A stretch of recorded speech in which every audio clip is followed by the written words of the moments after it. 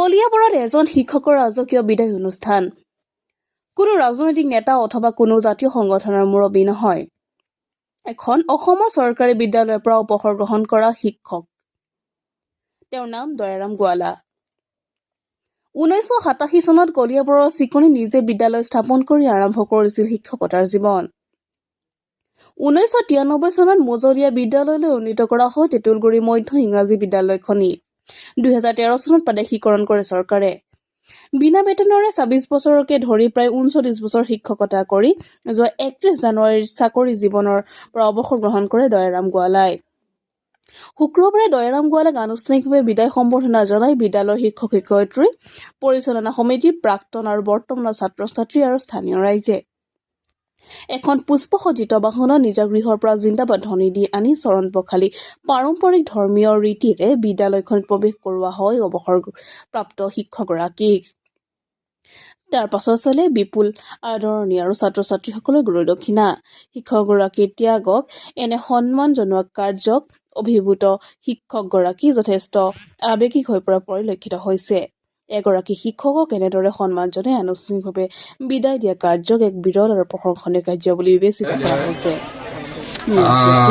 Assam daily post. 1987 চনৰ 1 জানুৱাৰী তাৰিখে এইখন বিদ্যালয় স্থাপন কৰিছিলোঁ। বৰ চালুকীয়া অৱস্থা আছিল। তেতিয়াৰ পৰা প্ৰায় বহু বছৰ পাৰ হোৱাৰ পিছত বিদ্যালয়খন 2013 চনত কমাৰ্চিয়েলাইজ হৈছে, চৰকাৰে লৈছে। তেতিয়াৰ পৰা আমি মুঠেই 13 বছৰহে পাইছোঁ।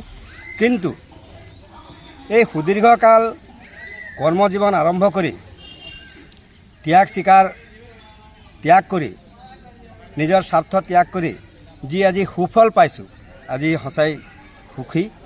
আৰু আজি আমাৰ প্ৰাক্তন ছাত্ৰ ছাত্ৰীসকলে আহি আমাক যিদৰে সহায় সহযোগিতা আগবঢ়াইছে, আজি বহুতে কৰ্মৰত হৈ আছে, বহুতে চাকৰিজীৱী হৈ আছে, বহুতে দূৰৈত থকাৰ বাবে আহিব পৰা নাই। মেছেজ যোগে, মোবাইলৰ মেছেজ যোগে আমালৈ মেছেজো পঠিয়াইছে। কিন্তু মই আজি সুখী, এইকাৰণেই সুখী যে মই পঢ়োৱা যিসকল ছাত্ৰ ছাত্ৰী, সেই ছাত্ৰ ছাত্ৰীসকলে বহুত ধুনীয়াকৈ ভালকৈ তেওঁলোকৰ কৰ্মজীৱন আৰম্ভ কৰিছে। তাৰ কাৰণে মই সুখী। আৰু মই সদায় এই বিদ্যালয়খনৰ জড়িত আছিলোঁ, জড়িত থাকিম। ইয়াৰ সমাজ ব্যৱস্থাৰ লগত মই জড়িত থাকিম। বিদ্যালয়ৰ যিকোনো অভাৱ অভিযোগৰ সময়ত মই সদায় বিদ্যালয়ক সহায় কৰিম বুলি মই সকলোৰে আগতে মই প্ৰতিশ্ৰুতি দিছোঁ।